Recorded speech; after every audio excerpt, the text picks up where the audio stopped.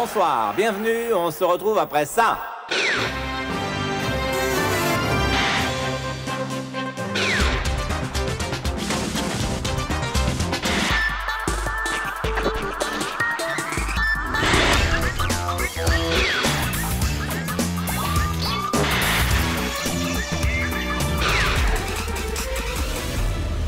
Voilà, sans transition, on trouve nos amis de e-télévision à Dole, Denis Chalandier et Michel Lecomte. Où en êtes-vous, Denis?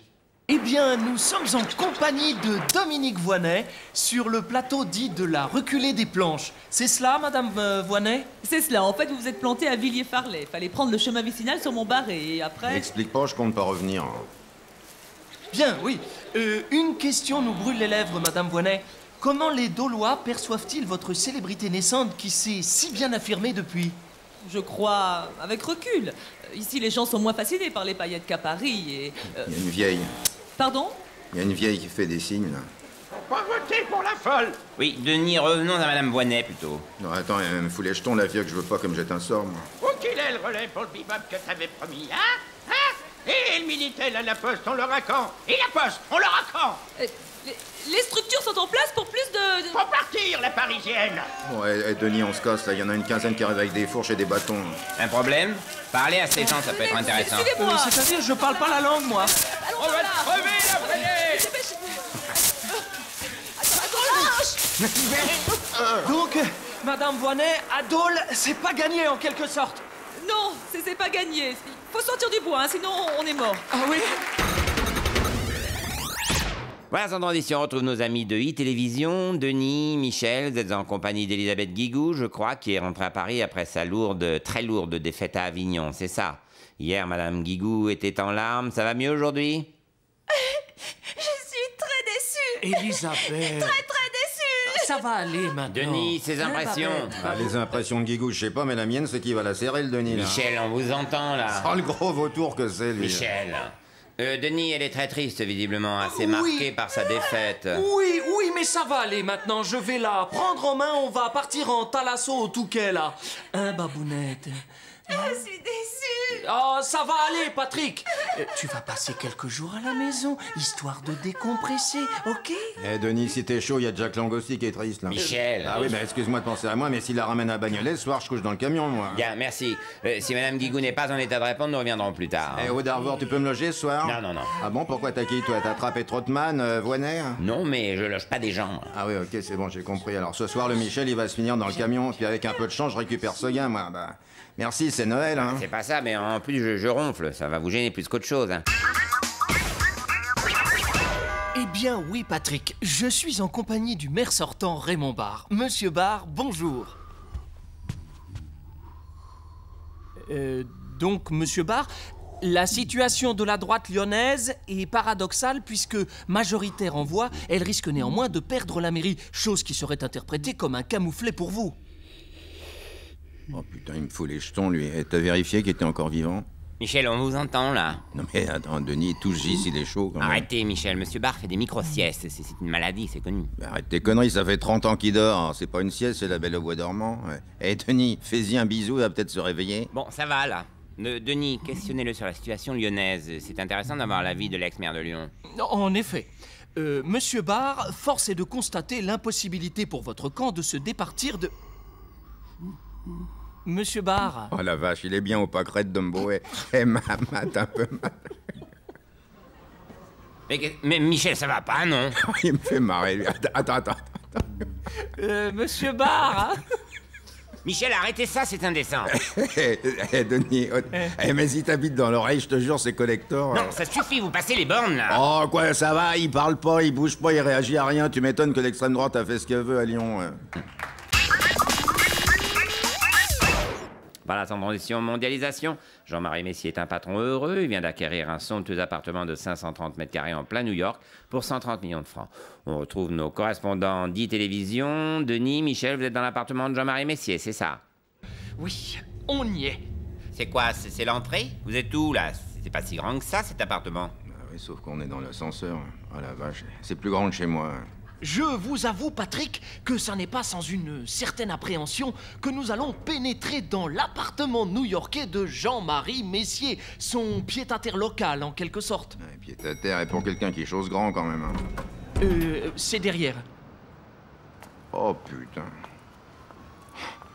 Oh, l'ascenseur nous a lâché trop, c'est la part de Dieu. Hein. Mais qu'est-ce que vous faites là? Vous êtes qui? Bonsoir, monsieur Messier. Nous sommes l'équipe de e-télévision. Oui, bien, mais faut pas rester là, hein. Je suis en plein déménagement. Oh, la vache. Oh, c'est beau. Oh, c'est beau comme le cul à Monique. Oh, Michel, ça va, là? Bah, tu dis ça parce que t'as jamais vu Monique dans son jean à franges. Bon, alors, monsieur Messier, on a beaucoup glosé sur les 130 millions de francs qu'a coûté cet appartement, alors que des économies sont imposées. Lâche-le avec ça, Denis. Moi, Jean-Marie, tu m'as ouvert les yeux. Je comprends que tu fasses ton crevard pour mes 300 balles d'augmentation. Hein. Si c'est pour t'acheter ça, chapeau. Hein. Je suis content de participer. Hein. C'est vrai? Il vous plaît? Oh, la vache. Oh, pour meubler tout ça, faut que tu rachètes Ikea. Ikea, c'est quoi? Eh, faudra tondre la moquette de l'ascenseur, parce que je me suis pris les pieds dedans. Oh, Michel, restez sur Denis.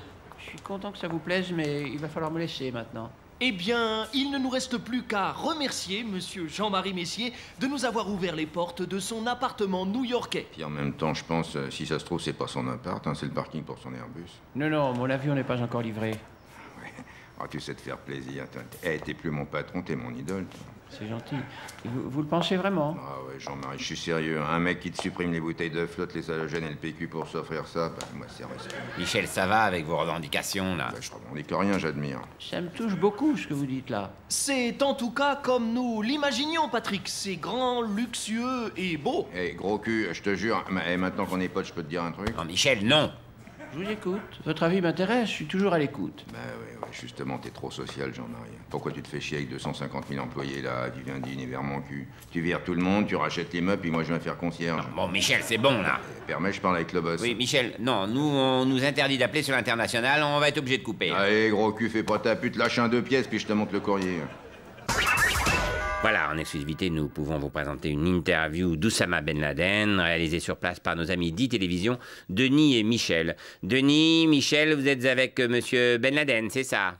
On n'a pas eu le choix, mais on est là. Thé? Ouais, t'aurais pas plutôt une bière, des fois? Oui, Michel, s'il vous plaît. Tu parles d'une grotte de milliardaires, ça ressemble à une grotte de pauvres. Ouais, au moins à Lascaux, il y a des peintures au mur. Hein. Bon, Michel, taisez-vous, je parle à Denis. Hein. C'est le scoop, là, Denis. Allez-y, posez vos questions. Monsieur Ben Laden, bonjour. Vous êtes l'ennemi public numéro 1. Alors... Ah bah, chapeau, l'intro. Tu pourrais pas poser des vraies questions, plutôt quelle musique il écoute, ce qu'il aime faire pour s'amuser, qu'on découvre un peu le bonhomme. Denis, demandez-lui s'il croit que sa méthode, le terrorisme, est la meilleure pour remporter la guerre. Monsieur Ben Laden, nous voudrions savoir si vous... Enfin, des gens aimeraient savoir à Paris. C'est pas moi, hein. J'y suis pour rien. Ah, on a un problème, là. Il y a le Denis qui se fait dessus. Je te préviens, t'as plus de phasard propre, ma poule, hein. Taisez-vous, chien d'infidèle! Si je vous ai fait venir ici, c'est pour dire aux Américains que plus jamais ils ne dormiront tranquilles. Nous mènerons une guerre sans relâche contre notre ennemi. Et c'est tout? Oh putain, c'est pas vrai, il radote le barbu. On le sait, ça fait 15 jours qu'on a eu la cassette. Merci, monsieur Ben Laden. Nous allons prendre congé. Tu bouges pas d'ici, toi. On est venu pour un scoop, on repart avec. Alors vas-y, pose-y des questions. Qu'est-ce qu'il a contre les gonzesses, contre la musique, la teuf, le mélange des gens, des couleurs? Demande-lui ce qui l'énerve. C'est pas normal, c'est un mec énervé, ça a trop énervé. Non, Michel, on y va, on y va. Merci, monsieur Ben Laden. Attends, tiens, demande-y s'il est pas pédé. Oh, Michel, ça va trop loin, là. Bah quoi, un mec en robe avec que des gus autour de lui, on peut se poser la question, c'est ça le journalisme. Non, évitez de l'énerver, Michel. Tenez juste la caméra. Mais attendez, qu'est-ce qu'on est venu foutre ici? Si c'est concours de lèche, t'avais qu'à venir toi-même. Michel, il se rapproche. Eh ben c'est bien qu'il s'approche, de toute façon mon zoom il est cassé. Hein.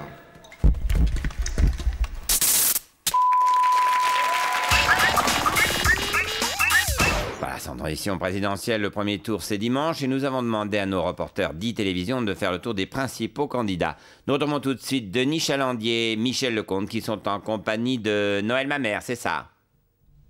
Eh bien oui, Patrick, nous sommes en compagnie de Noël Mamère, chez lui, dans son salon. Monsieur Mamère, vous êtes devenu plus offensif en cette fin de campagne. Est-ce pour vous démarquer? Écoutez, j'ai des idées, je les ai exposées. Est-ce agressif de dire ce que l'on croit juste?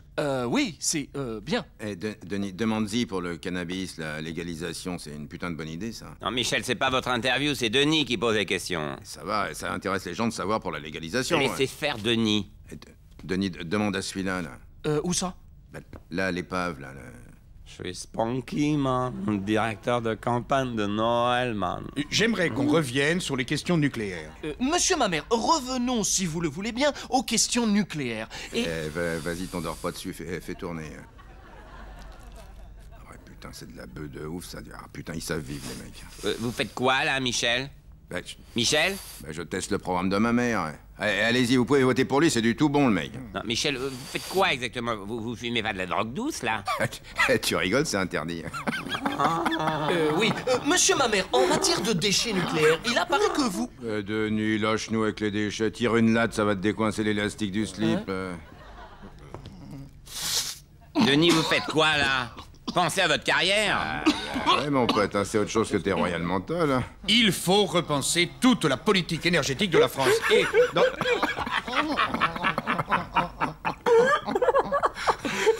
Faut partir maintenant. Faut partir. Bah, attends, on vient d'arriver. Je crois que je vais être malade, là.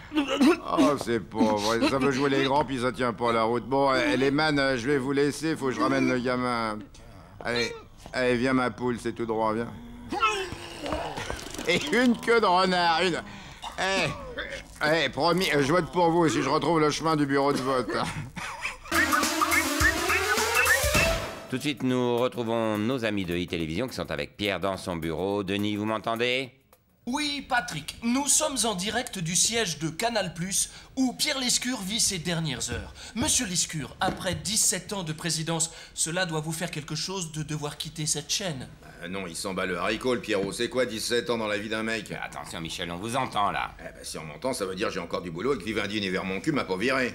Non, Michel, s'il te plaît. Ta gueule, Denis, t'as pas compris qu'ITV c'est mort si le Pierrot il se casse? Vous pouvez pas dire ça, monsieur... Lecomte, Michel Lecomte, je suis avec toi, Pierrot. C'est gentil, mais vous savez, le CSA, la charte veillera à ce que votre liberté de... Ne te casse pas, Pierrot, j'ai compris, y a plus qu'une solution.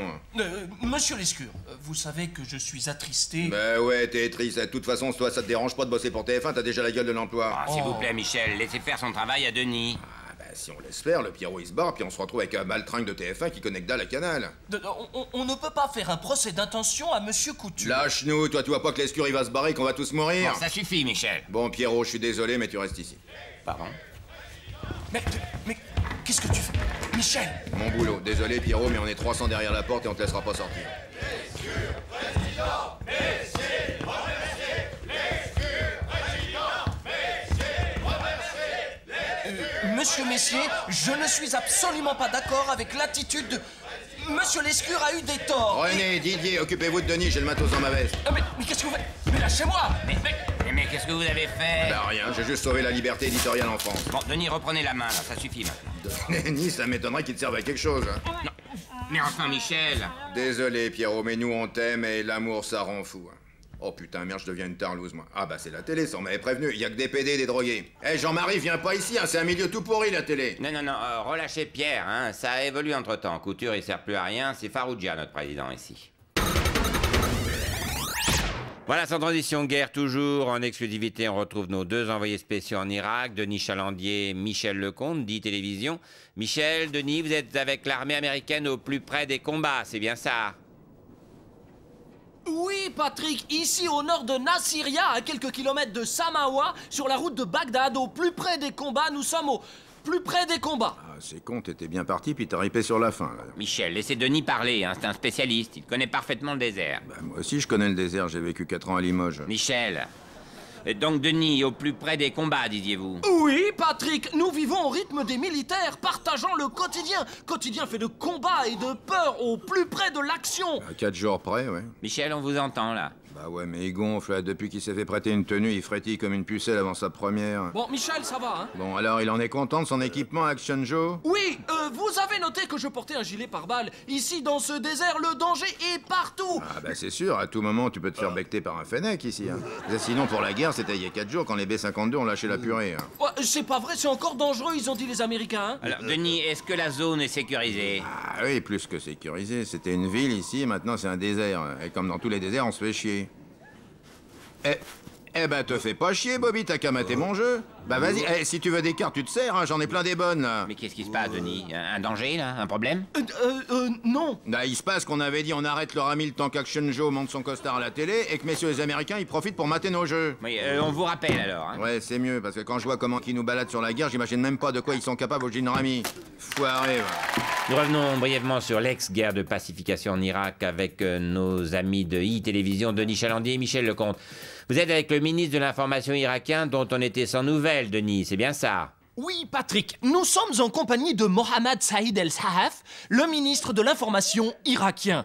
Monsieur le ministre, tout d'abord, bonjour. Puis, comment voyez-vous la suite des opérations? Les Américains sont encerclés. Nous les bombardons jour et nuit. L'Irak sera leur tombeau. Ah, d'accord, on est tombé sur un blagueur. Là. Non, Michel, on vous entend. Laissez Denis faire son travail. Oui. Nul ne peut battre l'armée irakienne. Nous sommes les plus forts. Nous allons exterminer les Américains les uns après les autres. Il est malade, celui-là. Et il te reste sa bite et ton couteau, Pépère. Et encore ta bite, c'est parce qu'ils t'ont pas encore chopé. Non, Michel, c'est l'interview de Denis, ça suffit. Ah non, mais Denis, il est bien, hein, pour une fois. C'est pas les questions qui clochent, là, c'est les réponses. Michel, monsieur le ministre... Attends, mais c'est pas le ministre de l'info, lui. Si ça se trouve, c'est le bozo local, il bosse au cirque de Bagdad. Et essaie de mettre une perruque qui tourne pour voir, hein. Les Américains vont périr. Ils sont pris au piège.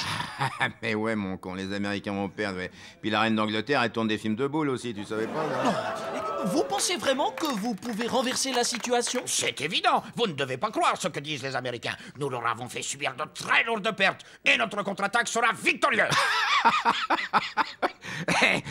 Remarque, il est marrant, le Pépère, hein. Tu lui retires le treillis, tu lui colles une salopette, puis on l'a, le nouveau Coluche. Non, Michel, ça suffit. La victoire est proche. Je le sais, je le sens. Et des claquettes. Tu fais pas des claquettes, des fois, parce que t'es un artiste complet, sinon, hein. Tes blagues, un peu de claquettes, puis je te fais faire l'Olympia, moi. Oh, Michel, c'est un ministre. Mais il peut tout jouer, ce mec-là, c'est un artiste, je te dis. Un mec qui peut jouer le gars qui gagne la guerre, alors qui est en slip avec un missile dans le derche, il enterre De Niro. Y a qu'à Hollywood que tu vois ça. Venez, accompagnez-moi sur le front. Je vais vous montrer avec quelle force les hommes se battent. Super idée, ouais. Ce qu'on va faire, monsieur le ministre, c'est que tu pars devant, tu commences à te battre, puis nous, on te filme d'en haut de la colline, hein, à l'ancienne, genre épopée Gladiator, quoi. À l'attaque! Oh, le con, il a même pas son couteau. Non, il est parti qu'avec sa bite? Oh, pardon. Donc, un scoop ici, Patrick. Nous venons d'assister à la contre-offensive irakienne à Bagdad. Ici, Bagdad, à vous, Paris. Bien sûr, une contre-offensive, oui. Mais quelle désinformation, mon Dieu, quelle désinformation. Voilà, sans transition, nous retrouvons nos amis de e-télévision en direct de Bagdad libérés, Denis Chalandier et Michel Lecomte. Denis, vous êtes avec un Irakien heureux et libéré par la coalition pacificatrice anglo-américaine, c'est ça? Denis? Oui, Patrick, effectivement, nous nous trouvons aux côtés de Mokhtar, jeune habitant de Kerbala, un Irakien enfin libéré de la dictature sanguinaire de Saddam Hussein. Alors, Mokhtar, heureux? Ben, c'est-à-dire, oui. Mokhtar, vous êtes enfin libre, ça compte.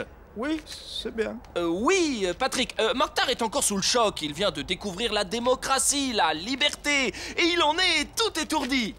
Ouais, sûrement, c'est ou il est tout étourdi par la liberté, ou alors qu'il fait la gueule parce qu'on y a rasé sa maison, mais bon. Michel, on vous entend. Oui, mes parents sont morts. Ah, pardon. Mais t'excuses pas, Denis, la liberté, ça n'a pas de prix. Bon, Mokhtar, à part tes parents morts, heureux sinon? Non, Michel, pas de mauvais esprit. Laissez Denis faire son travail. Oui. J'ai plus rien. Mes parents sont morts. Mes fils sont morts. Ma maison, elle est par terre. Il n'y a plus d'eau. On n'a rien à manger. Eh oh, ça va, il a pas marqué SAMU social, là. Non, mais Michel, vous êtes fou ou quoi? Bah oui, non, là, Michel... Mokhtar, la liberté est belle quand même, non? Je sais pas. C'est trop d'un coup, là. Je sais pas. Oh. Aïe, il chiole, le Mokhtar. Eh, les ricains, ils t'ont détruit ton village, mais ils vont te le reconstruire. Ils ont dit en mieux, hein? Un McDo, un Coca, une grande frite, elle est pas belle, la vie? Puis avec un peu de chance, dans 2 ans, t'es obèse. Explique-lui, Denis, la liberté, tout ça. Oui, mais là, il va vraiment pas bien. Pas vrai, ça. Qu'est-ce qu'ils sont rancuniers, ces Irakiens? Et souris un peu, mon con, ça y est, c'est la démocratie à l'américaine qu'on t'offre. Arrête de faire la gueule un peu, tu vas voir, c'est génial. C'est un truc où tu votes pour un mec, c'est celui qui a perdu qui gagne. Mais Michel, ça suffit. Bon, Denis, essayez de trouver quelqu'un d'un peu plus enthousiaste. Ouais, c'est ça, un mec qui aurait pas perdu de la famille ou un orphelin de naissance. Michel, ça suffit. T'es bon, toi. 3 guerres de suite, 12 ans d'embargo, des millions de morts, on va avoir du mal à leur arracher un merci, là, tout de suite. Oui, mais Mokhtar, aujourd'hui, il est libre et heureux, hein, Mokhtar? Oui, je sais pas, j'hésite. Oh. Bon, les parents, de toute façon, ça meurt un jour, les maisons, ça se reconstruit, puis les gosses, t'en referas, hein. Oui, mais j'ai perdu ma femme aussi. Oui, bon, tu te démerdes, hein. On te dit que le plus important, c'est la liberté. Oh oui, c'est vrai, Mokhtar, franchement, que chacun y mette du leur et tout le monde y arriveront, hein? Bon, ici, Kerbala, où la population est enthousiaste. À vous, Paris.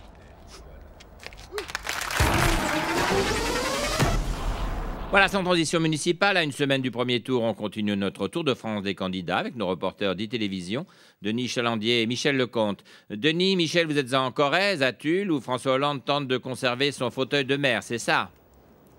Mais, Denis, vous êtes où là? Vous n'êtes pas à Tulle? Bah, je crois qu'on s'est un peu égaré. Enfin, c'est quand même pas compliqué, aller au centre-ville de Tulle. D'après le GPS, on y est. Mais ça peut pas être le centre de Tulle, là, ça se voit. Ah non, là je comprends pas, on a suivi les indications. Hein. Ouais, bah moi je dis que ça peut être ça le centre, on est en Corrèze, hein. Bon, Michel, pas de racisme, hein, s'il vous plaît. On peut pas être raciste, on a croisé personne. Personne? Ah, si, il y a 4 heures, gare Montparnasse. Bon, bah ça doit être ça, la mairie, alors. Ah non, Michel, ça peut pas être ça. Bah, une construction en dur, c'est forcément la mairie. De toute façon, c'est le seul bâtiment qui soit couvert. Bon, 2 secondes, on entre dans la mairie, là. Monsieur Hollande, c'est la télévision. Ah, Michel, je comprends pas. Où est-ce qu'on s'est trompé? Quand t'as dit oui pour faire une interview en Corrèze. Oh. Bon, bah vous nous appelez quand vous êtes avec le maire de Tulle. Voilà, ouais, on va faire ça, on va se mettre à marcher, puis on vous rappelle dans 6-7 jours si on se fait pas attaquer d'ici là. Ah, parce que tu crois qu'on peut se faire attaquer? Eh ben, la bête du Gévaudan, ils l'ont jamais trouvée, je te rappelle. Balance une fusée de détresse, Denis. Hein? Oh, c'est ballot quand même. Pour une fois qu'on avait un socialiste qui n'est pas au gouvernement. Voilà, maintenant, vous pouvez éteindre la télévision et reprendre une activité normale. Allez, ciao, bonsoir.